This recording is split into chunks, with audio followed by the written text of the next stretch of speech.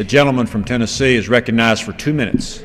I thank the chairman for yielding. Mr. Speaker, I rise today in support of H.R. 890 and preserving one of the most significant and successful federal reform initiatives in the last 20 years.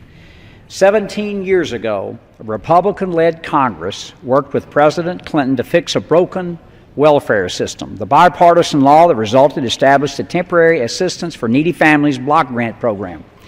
This law also required individuals to work, prepare for work, or look for work as a condition of receiving public assistance.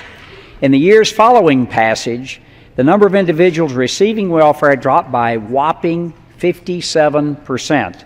The poverty level among single mothers fell by 30%, and I saw this in my practice as an OBGYN physician. No question that it worked, while their incomes and earnings increased significantly.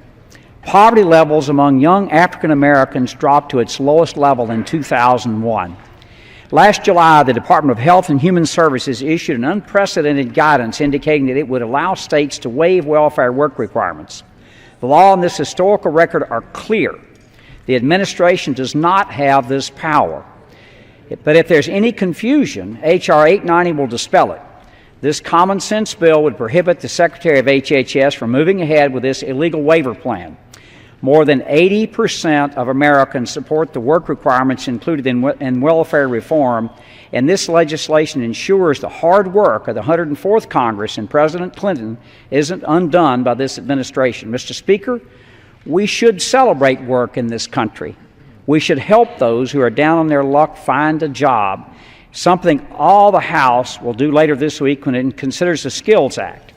And for those Americans who need help, we should offer it, but not as a permanent entitlement. I commend Chairman Kemp, Chairman Klein, and Scalise, along with Mr. Sutherland, for their leadership on this issue, and I encourage my colleagues to vote yes on this bill, and I yield back the balance of my time.